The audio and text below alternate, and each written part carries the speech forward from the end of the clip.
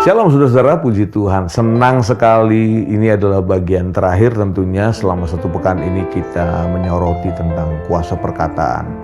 Saya percaya setiap firman yang datang buat kita setiap hari adalah bagian yang penting waktu Tuhan menyatakan dirinya lewat firman-Nya. Dan hari ini siapkan hati dan pikiran saudara tentunya. Kita akan membaca dan merenungkan bagian firman Tuhan tentunya masih berkaitan dengan kuasa perkataan. Tetapi hari ini disampaikan oleh Yesus Kristus sendiri yang adalah Tuhan kita. Di balik cerita ini saya akan spill sedikit bahwa satu ketika Yesus berhadapan dengan seseorang yang kondisinya buta dan tuli.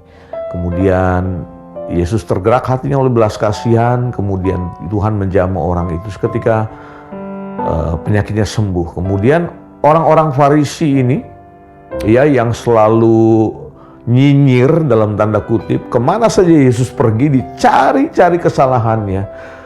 Orang-orang ini menuduh Yesus menggunakan kuasa Beelzebul, katanya, penghulu setan. Dan tentu saja Yesus itu selain dia adalah Allah 100%, dia juga adalah manusia 100% yang bisa punya perasaan, merasakan apa yang kita rasakan juga. Yesus langsung memberikan argumentasi secara ilahi kepada orang-orang Farisi ini. Dan saya akan mencuplik bagian yang terakhir yang terambil dalam Injil Matius pasal yang ke-12 ayat yang ke-36. Saya sarankan saudara baca nanti di rumah Matius pasal 12 ayat 22 sampai 37. Itu cerita lengkapnya. Saya hanya bacakan bagian yang penting ini saja. Matius 12 ayat 36 dan 37. Demikian kata firman Tuhan. Ini perkataan Yesus sendiri.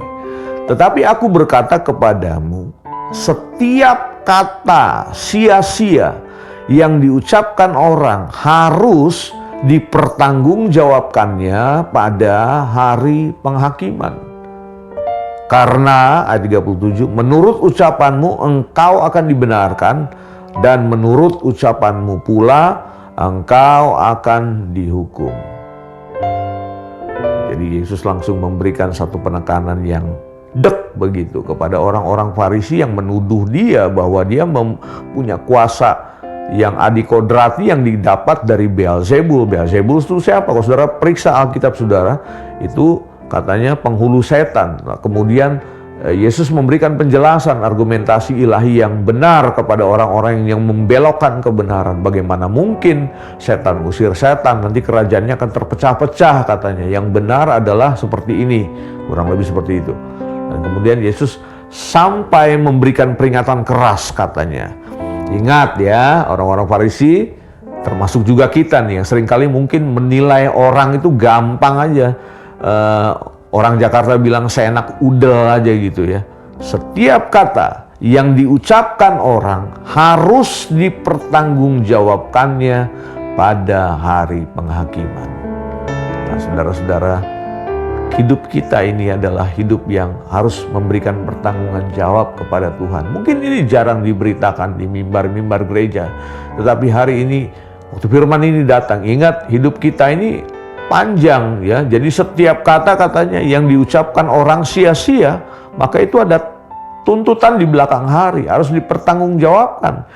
Implikasinya adalah di ayat yang ke-17 tadi dikatakan, menurut ucapanmu engkau akan dibenarkan, dan menurut ucapanmu pula engkau akan dihukum. Jadi Yesus memberi penegasan begini, hati-hati dalam hal berbicara, hati-hati dalam hal berkata-kata. Ini sinkron dengan surat Yakobus yang selama beberapa hari ini kita baca. Tentu dari hati Tuhan, Tuhan ingin mengajarkan kita, hendaklah perkataan Kristus, kata Rasul Paulus, tinggal di dalam hati kita. Firman-Nya menguasai hati kita. Firman-Nya mendapat tempat, punya otoritas dalam hidup kita. Sehingga yang kita keluarkan adalah kata-kata yang baik, yang tidak menjatuhkan orang, yang tidak langsung nyinyir, ya. Langsung kita seperti hakim. Enggak, saudara. Semua kita bersalah di hadapan Tuhan. Hanya oleh karena kasih karunia kita dibenarkan. Hanya oleh karena kemurahan Tuhan kita ada sampai hari ini. Kita nggak ada yang sempurna tetapi disempurnakan. Kita nggak ada yang benar tapi dibenarkan.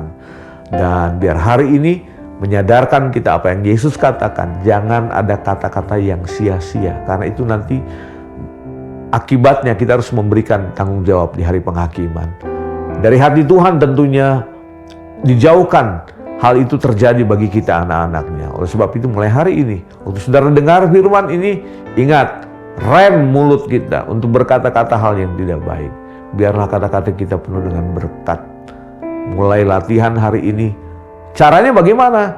Caranya bersekutulah dengan firman Tuhan, bersekutulah dengan Tuhan. Karena hanya Tuhan yang bisa mengendalikan hidup kita, saudara. Kita nih manusia karena tabiatnya udah jatuh dalam dosa, seringkali daging yang lebih tinggi, hawa nafsu yang lebih menguasai kita. Tapi saya percaya ada bagian yang lebih ilahi dari semua itu, yaitu Roh Kudus dan firman-Nya. Waktu kita buka hati dan berkata, Tuhan, aku nggak mau menjadi orang Kristen yang cuma ngomong asal ngomong. Kuasai hatiku, kuasai pikiranku dengan firman-Mu, sehingga aku menjadi anak-anak-Mu yang berkenan semakin hari semakin indah di dalam rencana-Mu. Amin. Mari kita datang pada Tuhan. Bapa, terima kasih buat firman yang datang hari ini. Terima kasih untuk sepenggal cerita bagaimana Engkau memberikan satu penekanan yang luar biasa, Tuhan. Engkau mengingatkan kepada kami semua, janganlah hendaklah perkataan kami ini sia-sia. Karena satu ketika kami harus berhadapan dengan penghakiman. Dengan kata-kata itu kami akan dihukum, atau dengan kata-kata tersebut kami akan dibenarkan, Tuhan. Kami minta urapan Tuhan, Roh Kudus menguasai perkataan kami. Roh Kudus menguasai hati dan pikiran kami. Penuhi kami dengan hal-hal yang baru, Tuhan. Yang ilahi, yang berasal dari Tuhan. Biarlah firman-Mu mendapat tempat dalam hati kami.